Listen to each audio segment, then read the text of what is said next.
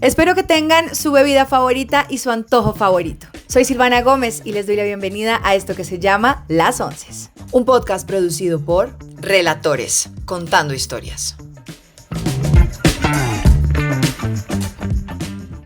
Bienvenidos a Las Onces y hoy tengo un invitado que ya había estado en el podcast hace un par de años. De hecho, en pandemia tuve un especial sobre salud mental y para hablar de qué es la salud mental, yo invité a un psiquiatra que es un duro, que sabe un montón, pero es un psiquiatra que no está como dentro de el cuadradito que todo el mundo espera. Él es Juan Manuel Orjuela. Juan, bienvenido a Las Onces, ¿cómo estás? Hola Silvana y a todos tus oyentes, encantado de estar aquí nuevamente en este gran espacio. Juan, ¿por qué puedo decir, y yo creo que está bien decirlo, que no estás dentro de esa cajita que todo el mundo espera dentro de la medicina y la psiquiatría? Es una muy buena pregunta porque, bueno, yo soy neuropsiquiatra, que de ahí ya empieza un poco la rareza. En Colombia somos más o menos 8 o 9 neuropsiquiatras formados.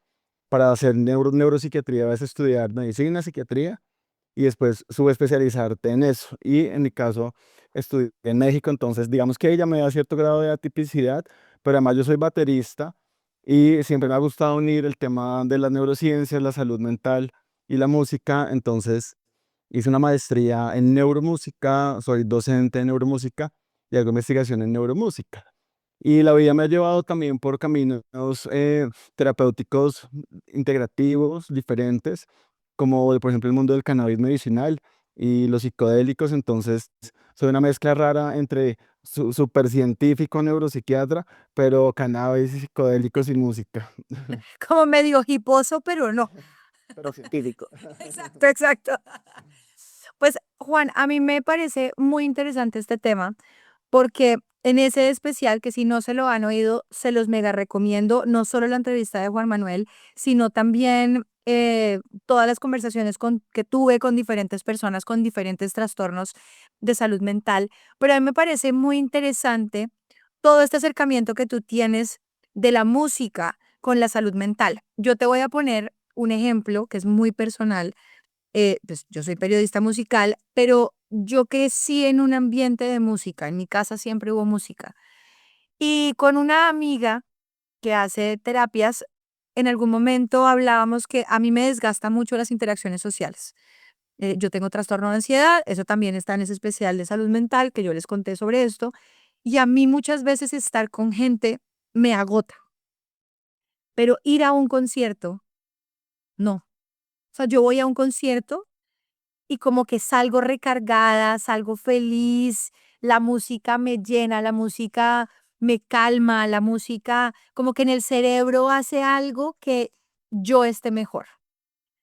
Quiero que comencemos esta conversación hablando de eso, de cómo, no sé si es en todos los cerebros o en algunos en particular, cómo la música hace que sí pueda haber un funcionamiento diferente o que tenga un impacto importante. Bueno, entonces yo creo que podemos empezar hablando del ejemplo que pones y es el placer musical o el hedonismo musical, de cómo la música, que es un estímulo abstracto, externo, son ondas mecánicas organizadas de alguna manera, generan estados de placer, satisfacción y hedonismo. Eso lo ha estudiado mucho Robert Satorre en Brahms, en Canadá, y es bien interesante porque cuando una persona está en un estado de placer musical, su cerebro está liberando en un centro, en un núcleo que se llama el núcleo accumbens, que es el centro de gratificación del placer, mucha dopamina.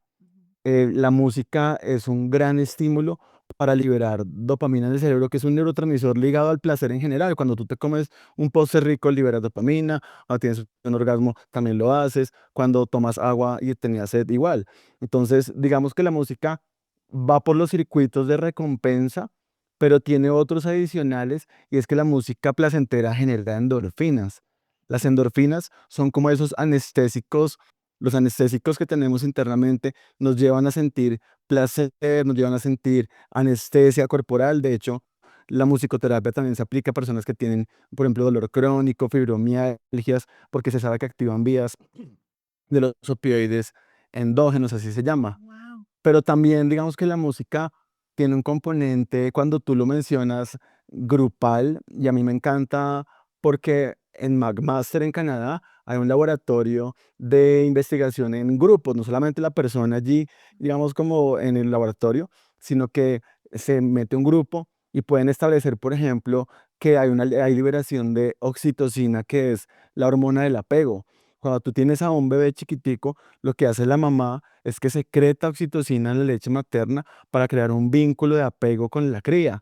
La música, curiosamente, cuando es grupal o cuando es coral, genera un vínculo social muy particular. De hecho, hace poquito que estuve en el Festival Cordillera, veía cuando Fito Páez puso a todo el mundo como a mover las manos y la típica que ponen a la gente a aplaudir. Y esos fenómenos de sincronización están estudiados también con las conductas que llamamos prosociales. Entonces la música nos genera un vínculo de apego, genera conductas prosociales, libera dopamina, libera endorfinas y por lo tanto pues tú estás ahí feliz en el concierto. Claro, pero ya hablando del tema médico, hay estudios que sí han demostrado que una persona con Alzheimer, por ejemplo, puede que no recuerde su día a día, pero si son personas que tienen algún tipo de atributo musical, toca piano, se saben algunas canciones, les ponen la música y la recuerdan. ¿Qué hay? ¿Qué conexión genera? ¿Es esto que tú estás diciendo de la dopamina, la endorfina, o tiene algo en la conexión neuronal en el cerebro? Ese capítulo entonces se llama La memoria musical, que como Okey. otro ítem, hablamos del placer musical, esto que estamos hablando es la memoria o el léxico musical, Ujú. que son, durante toda la vida estamos expuestos a muchísima música. Imagínate desde que tú naciste hasta hoy, Sí. cuántas canciones, jingles, propagandas, novelas. Uno tiene un repertorio increíble de música en su cerebro. Y lo más curioso es que la música que habitualmente escuchamos más en la infancia o en la adolescencia, por ejemplo, no sé, el himno nacional, en la izada de bandera, la novela o la serie, esas canciones que escuchamos muchísimo, muchísimo en la infancia y adolescencia, se quedan profundamente almacenadas en ciertas regiones del cerebro que están en el lóbulo temporal y bueno, en las regiones frontales, en el cíngulo. Y lo curioso es que cuando tú desarrollas una enfermedad neurodegenerativa como el Alzheimer, es una enfermedad donde la persona no sabe ni cómo se vistió el día anterior o qué desayunó ese mismo día, puede dejar de reconocer a los familiares, hay un compromiso muy severo de la memoria reciente sobre todo, pero la memoria antigua suele estar conservada y la memoria Wow. musical se almacena en otras regiones del cerebro que son diferentes a las que afecta la misma enfermedad. Entonces, están estos casos, no sé si lo has visto, pero hay un caso muy bonito de una bailarina de ballet que se llama Marta González Ujú. y ella fue una bailarina en Nueva York, desarrollaba una demencia muy severa y hay un video muy bonito que ustedes lo pueden buscar en YouTube. Ella está en silla de ruedas y empieza a bailar el Lago de los Cisnes de Tchaikovsky y hace toda la secuencia del baile, pero tiene una demencia avanzada. De hecho, ella murió a los pocos meses y la pregunta es cómo es que es capaz de recordar todos los movimientos y la música a pesar de una enfermedad neurodegenerativa.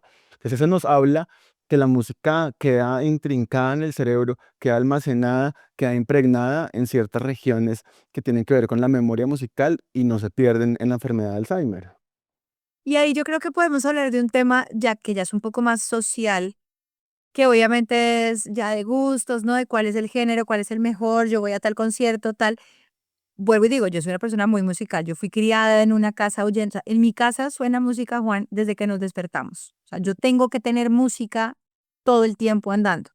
Pero yo conozco personas, por ejemplo, que no oyen música, como que no les hace falta. Eso a mí me parece rarísimo. Sí, es raro. Y, y, Es como, ¿cómo así? y ahí hay como dos respuestas para eso, que hace parte, digamos, yo diría como de las variaciones del humano en cuanto a la experiencia musical. Unos de ellos son personas que nacen con una condición que se llama amusia.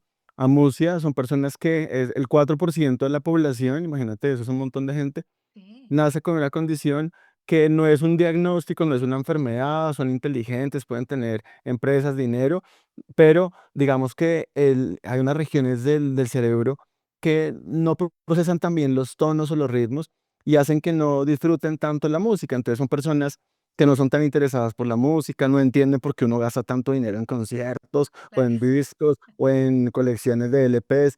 Entonces, digamos que hay gente que nace con una condición llamada amusia Ujú. y hay otros que también lo han estudiado en Canadá, el grupo de esa torre, que tienen como un bajo hedonismo musical.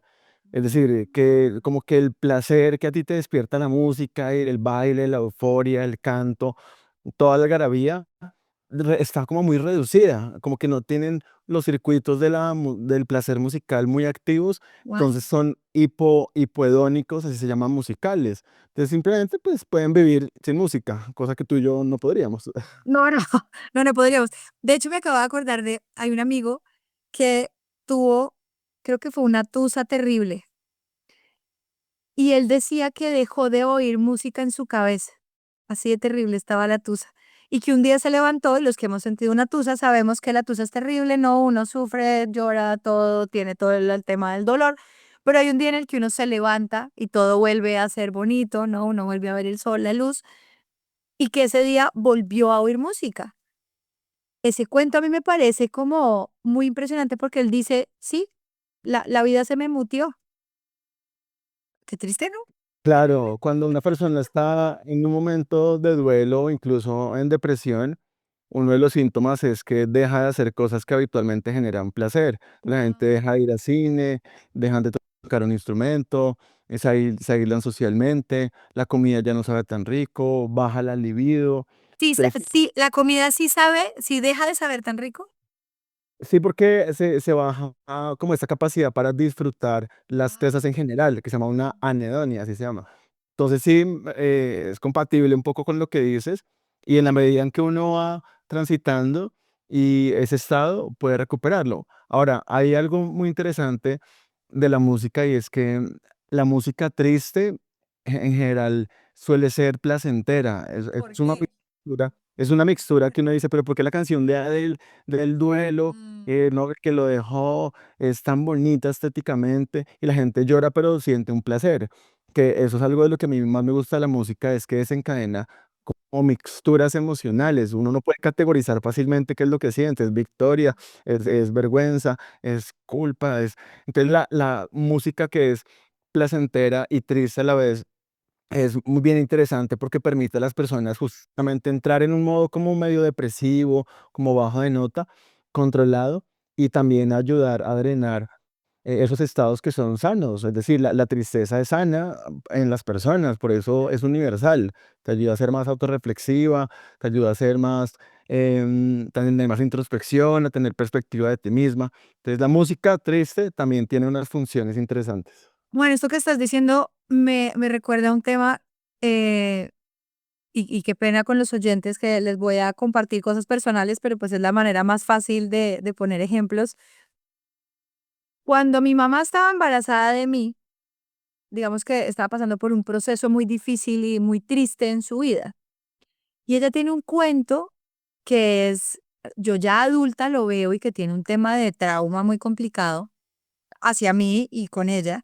Y es que yo estaba bebé y mi mamá cuenta que ella lloró mucho durante mi embarazo y que en algún momento, estando yo bebé, ella puso una canción de Los Panchos y estaba oyendo, pero ya ni siquiera de tristeza, sino porque como uno oye la canción de Adele.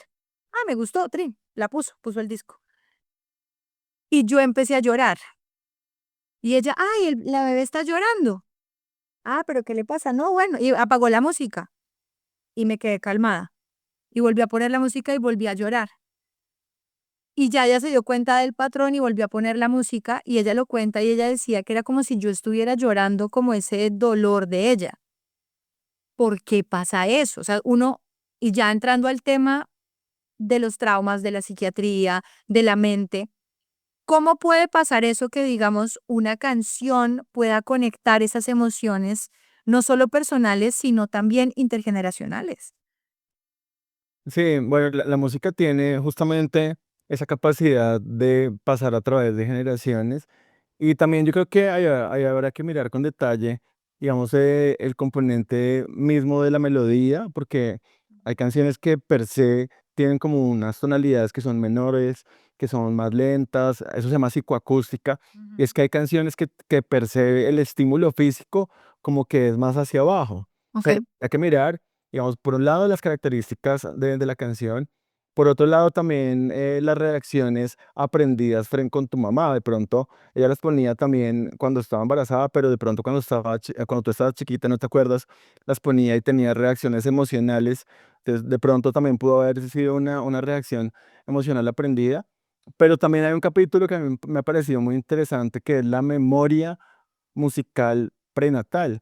Y esos Ujú. estudios son muy lindos en los ochentas porque las mujeres que estaban, por ejemplo, viendo una novela, embarazadas, y veían, por ejemplo, Betty la Fea, entonces veían Betty la Fea y todo el tiempo comenzaba la canción de Betty. Cuando el bebé nacía y pues, sonaba la canción de la novela, inmediatamente tenía un reconocimiento, es decir, Sí. nosotros nos acordamos de la Wow. música en la vida intrauterina y eso, por ejemplo, yo lo trabajo mucho ya a nivel terapéutico con mis Ujú. pacientes, porque todo lo que recuerda la vida intrauterina es placentero en general. Ujú. Digamos que cuando estábamos en el útero no teníamos frío, no teníamos calor, no teníamos hambre, no respirábamos. Es un estado prácticamente en nirvana.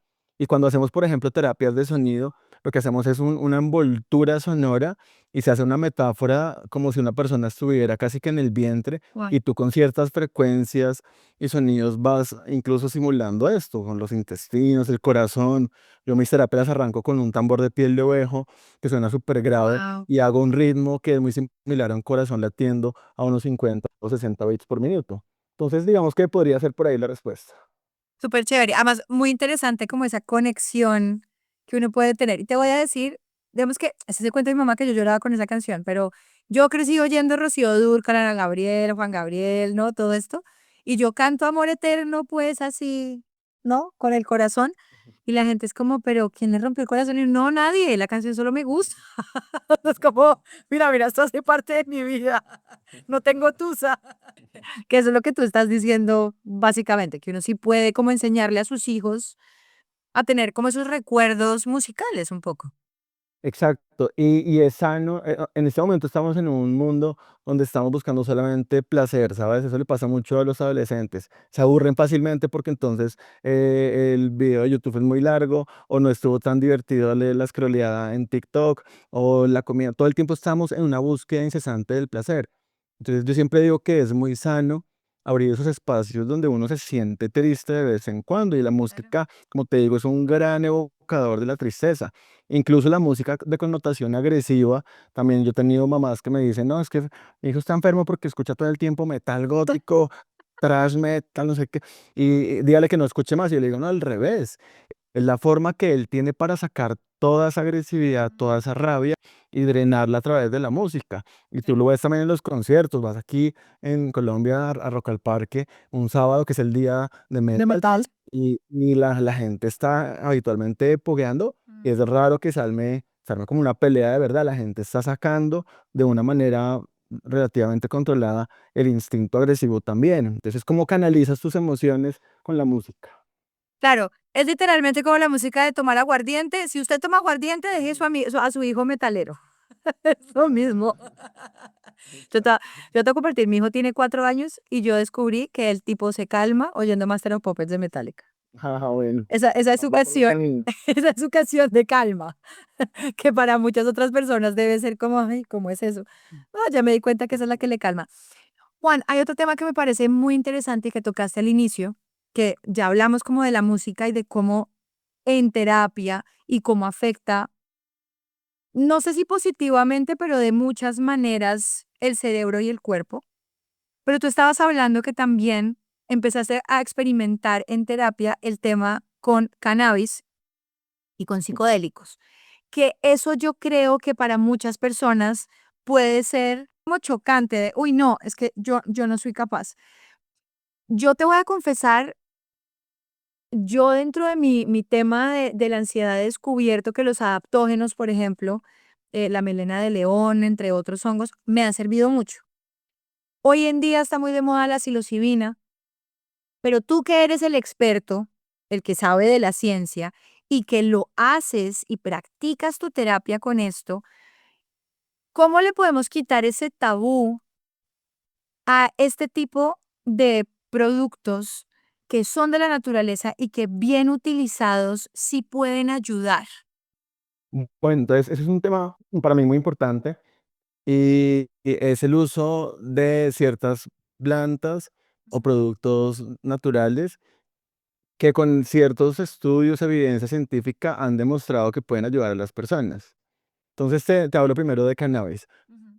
Cuando yo estudié medicina y la mayoría de médicos en el mundo nos hablaron de los efectos nocivos de la planta de cannabis, de la marihuana, que los tiene. Si un Claro. adolescente fuma marihuana todos los días, se le daña el cerebro, se le atrofia, la atención se le va para otro lado, tiene riesgo de esquizofrenia, es decir, la marihuana Mm. tiene varios cannabinoides, dentro de esos está el THC, el CBD, que son los más conocidos, y hay 100 más. Entonces, si tú expones a un cerebro adolescente a THC durante varios años y manera constante, dañas el cerebro. Pero entonces, ¿qué es lo que pasa? Que están otros cannabinoides como el CBD o el cannabidiol que han venido tomando una hoja importante en psiquiatría porque tienen, por ejemplo, ahorita que hablabas del tema de ansiedad, un efecto ansiolítico muy potente. Guau. Entonces, hay muchos estudios, por ejemplo, en Brasil, en personas que tienen ansiedad social. Ansiedad social es que tú no puedes hablar en público, te da miedo, te pones roja, te da palpitaciones, se te traba la voz. Y esto es incapacitante para mucha gente.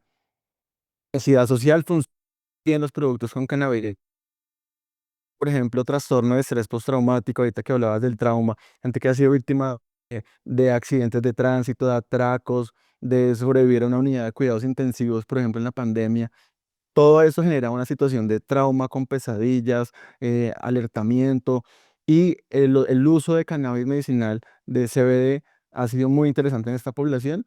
Guau. También se pueden utilizar, debo decirlo, el THC en aceites a dosis bajas en Ujú. personas que tienen estrés postraumático, sobre todo para disminuir las pesadillas, que es interesante. Tú puedes estar tranquilo en el día, pero la gente con trauma empieza a tener pesadillas recurrentes una y otra vez y, por ejemplo, los productos con cannabis bien utilizados reducen las pesadillas. Guau. Otra área que también se ha estudiado con cannabis en psiquiatría es en las personas con demencia, que en el Alzheimer no solamente se les olvida que desayunan o cómo se vistieron ayer, sino que en el Alzheimer el 90% tienen síntomas que llamamos neuropsiquiátricos, es decir, ansiedad, depresión, insomnio, irritabilidad, agitación, agresión, que ese es el problema realmente para los cuidadores, que está agresivo, les está pegando.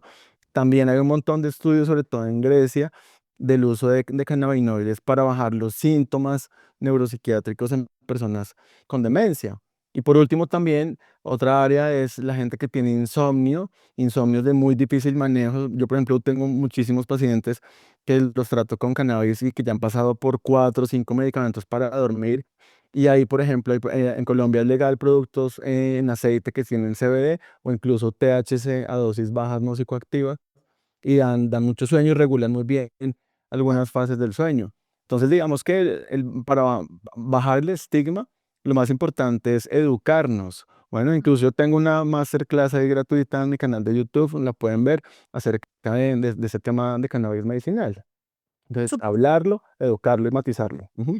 Súper interesante, porque también el cannabis, y yo creo que uno de los primeros acercamientos que se tuvieron con la medicina fue con las personas que tienen dolor crónico. Entonces es como, listo, en algún momento era literalmente fúmese un porro, porque eso le va a servir, pero afortunadamente la ciencia ha evolucionado de poder hacer esto con el CBD, con el THC en baja dosis y que la gente pues pueda tener una mejor calidad de vida, que eso también es importante. Sí, claro. Y en general lo que tú dices es muy, muy cierto. La gente con dolor crónico, esos dolores, por ejemplo, por diabetes o por herpes, que le da gente herpes zóster, una cantidad de gente con dolor crónico, fibromialgia, que es tan frecuente en las mujeres jóvenes, les va muy bien con cannabis. Incluso gente que tiene cáncer terminal, Mm. también el THC tiene un efecto que da hambre. La gente que fuma marihuana le llama que el monchis, y La les van a moncha. fumar. Exacto, entonces comen un montón. Ese efecto que se llama orexigénico se utiliza en personas que tienen cáncer terminal, que ya están inapetentes, que están flacos. Entonces, ese efecto y les ayuda mucho a dormir, a mejorar el dolor, a mejorar el apetito. Pero tiene que haber, aquí debo ser muy, muy claro, tiene que haber siempre un médico detrás de una prescripción, porque esto lo encontramos en redes sociales, en Instagram, y hay una cantidad de productos que son artesanales. Como te digo, en Colombia desde el 2019 hay productos con registro en Vima que sabemos que son de calidad. Y ahora entremos a hablar de la psilocibina, que yo creo que se está poniendo de moda y al igual que la marihuana u otro tipo de drogas, puede estar el tema recreativo, pero a mí me parece que es muy chévere todo lo que tú haces en tu terapia y cómo aporta la psilocibina al tema psiquiátrico. Ese también es un tema bien bonito porque la psilocibina es una molécula que se encuentra en los hongos psilocibios, que son una especie de hongos, que son más de 200 en el mundo. En Colombia se encuentran más de 30 de estas variedades. Y esta molécula cuando ingresa al cerebro genera unos cambios fisiológicos, que ahorita no voy a entrar en detalle, y hace que las personas tengan a lo que llamamos experiencias místicas o experiencias expandidas de conciencia. Hay gente que puede sentir conexión con la naturaleza, con el universo, hay gente que puede sentir que se derrite, que se muere, que atraviesa un umbral. Otros pueden tener sinestesias, por ejemplo, musicales, y es que empiezan a ver la música, los sonidos se representan con colores. Hay una cantidad como de cosas que pueden pasar en esto. Pero lo que ha traído como un valor terapéutico en la psiquiatría es que nosotros todo el tiempo, Silvana, estamos intentando como, digamos, ocu- eh, tapar o sobrelapar de alguna manera los traumas, las situaciones que son dolorosas. Y eso en parte es bien porque si no, no podríamos funcionar. Los antidepresivos convencionales lo que hacen es que aplanan un poco el dolor emocional. La gente que toma antidepresivos, yo creo que mucha gente le va bien, yo los formulo todo el tiempo, pero hay una especie como de aplanamiento o embotamiento emocional. Entonces como que no te duele nada, y es una especie de anestésico. Los psicodélicos lo que hacen es que abren justamente como esta zona, liberan esas defensas que llamamos represión y permiten que se abra la caja de Pandora. Cuando la caja de Pandora se abre, sale todo, ¿no? Sale desde lo bonito que tienes tú y la vida, pero también sale lo difícil, sale lo retador. Y por eso es que ese tipo de experiencias, si son bien llevadas en un marco de una psicoterapia, psicodélicos, con un psicólogo, un psiquiatra, alguien que sepa de la mente y de las moléculas, pues tiene unos resultados increíbles. Entonces, eso se empezó a estudiar principalmente gente que tenía miedo a morir por cáncer terminal. Gente que te decían, tienes cáncer de páncreas y te quedan 3 meses. Entonces tú tienes miedo porque vas a morir, pero tienes un hijo pequeño, pero como así, no es el momento. Ese miedo a morir, que es un miedo universal, lo empezaron a tratar con macrodosis de psilocibina en John Hopkins, y la gente como moría en la experiencia mística porque los psicodélicos tienen una relación muy cercana con la muerte, pero al ser consciente de la muerte, entonces resignificas la vida. Guau. Y la gente volvía de estos viajes que duran 6 a 8 horas sin miedo a morir, a pesar del cáncer. Entonces se empezó a utilizar en este contexto. Después lo pasaron a personas que tienen depresión crónica refractaria. ¿Qué es eso? Gente que tiene depresiones de larga data, que les han dado 3, 4 antidepresivos que no les funciona, que han hecho meditación, mindfulness, todo, y siguen con depresión. Entonces tomaron estos grupos que llamamos refractarios y les administraron también macrodosis de psilocibina, y encontraron que muchos de ellos, no todos, porque eso tampoco se puede romantizar, la gente vende que te voy a sanar, te va a curar, y después espérate porque no todo el mundo le va tan bien como estás diciendo. Claro. Y la gente empezaba a bajar, más o menos en una semana tenía un resultado muy positivo. Y digo una semana porque la mayoría de antidepresivos se demoran más o menos 2 o 3 semanas en comenzar el efecto. Entonces se vio un efecto mucho más rápido, mucho más robusto, en una población que nada le funcionaba, y así han empezado otras áreas de investigación, por ejemplo en adicciones, en trastorno obsesivo, y realmente es una herramienta útil, pero de mucho cuidado en la salud mental. Eso te iba a decir, porque también, y como está el tema recreativo, es como, ay, pues es que si me hace tan bien, pues entonces voy a empezar a meterme esta vaina para sentirme bien todo el tiempo. Hablemos un poquito de el otro lado de la moneda, que también es importante tenerlo y tener como esas banderas rojas y de saber que toca hacerlo con un acompañamiento profesional. Eso es súper importante porque la gente toma lo que quiere, ¿sabes? Entonces dicen, la marihuana es medicinal, entonces yo tengo pacientes que fuman porro todo el día porque es medicinal o adolescentes. Sí. Entonces, ¿pero qué es lo medicinal? ¿En qué contextos? ¿Qué síntomas estás tratando? ¿A qué dosis? ¿Quién te lo está formulando? Aquí es lo mismo. Lo primero que debe pasar es que en el mundo recreativo, pues la gente simplemente pues lo hace para sentirse bien en su día a día, para sentir el concierto mejor. Es decir, el recreativo no tiene una intención de tratar nada. Mm. Pero en la psilocibina hay un riesgo que es importante mencionarlo, y es que la gente lo está, por ejemplo, vendiendo mucho en chocolates, Ujú. el famoso chocongo. Y te lo digo porque ya han habido algunos casos de intoxicaciones, sobre todo en menores, porque pues como es Mm, chocolate, claro.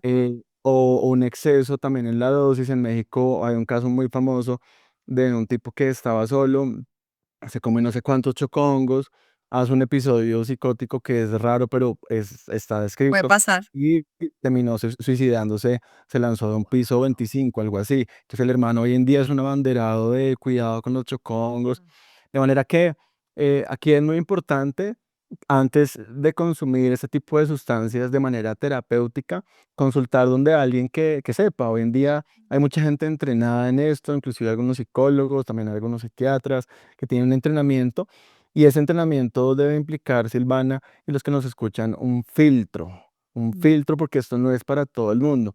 Por ejemplo, si tú tienes un trastorno afectivo bipolar, tipo uno, que son personas que hacen a veces manías, que han estado hospitalizadas, está contraindicado porque hay un montón de casos de gente que se le dispara la manía, que Ah, terminan wow, psicóticos, claro. gente que tiene antecedente, por ejemplo, de esquizofrenia, algunas personas que también tienen otros medicamentos, por ejemplo, antidepresivos a dosis altas, es mejor no mezclar. Entonces tiene que haber como un pensamiento detrás de esto.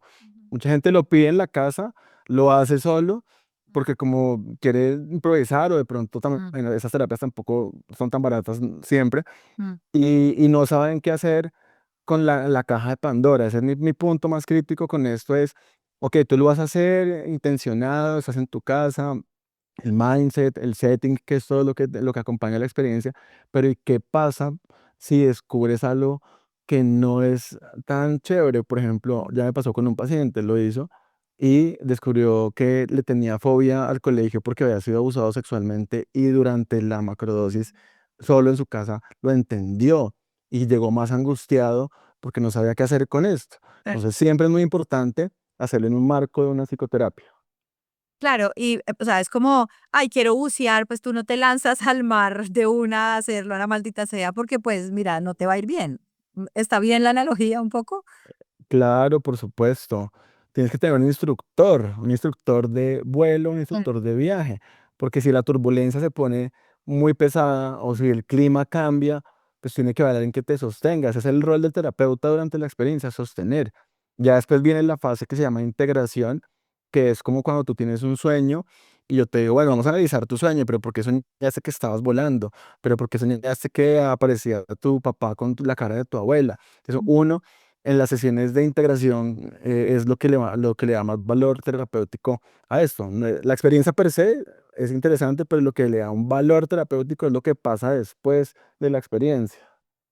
Juan, antecitos de terminar, me gustaría que hicieras como una invitación a la gente a que de pronto pudiera tener como la cabeza un poco más abierta a este tipo de cosas, teniendo en cuenta esto que acabamos de decir de no hay que hacerlo tan a la loca. Así, si lo vamos a hacer, vamos a hacerlo bien. Sí, es muy importante porque todo esto viene de una era prohibicionista que nació en Estados Unidos, cuando Nixon en los 70 le pone una lista a todas estas moléculas y dice que es la lista número uno de moléculas que no tienen beneficios para la salud. Entonces, la mayoría de nosotros nace en una era prohibicionista, donde esto estaba, como te digo, satanizado, y en algunos casos sí, digamos que hay que tener mucha precaución. Entonces, hoy en día se están reevaluando todas estas listas por el potencial terapéutico.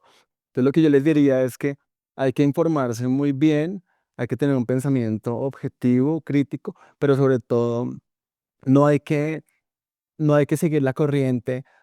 Digo yo como de todos, de estos pseudo chamanes, porque la gente está con eso, está haciendo también mucho dinero, entonces aparece el pseudo chamán, yo no sé de dónde, que hace un retiro con fogata y pone música y te cobra 1,5 millones, pone 30 personas, porque ya me han contado algunos pacientes, y al final pues terminas haciendo qué. Entonces, mi punto es, hay que informarse, hay que tener una buena fuente de información.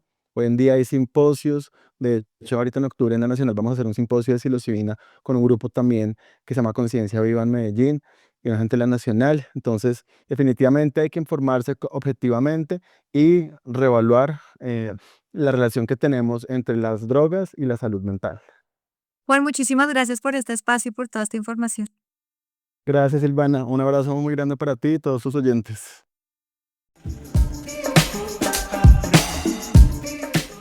Si les gustó este episodio, no duden en compartirlo.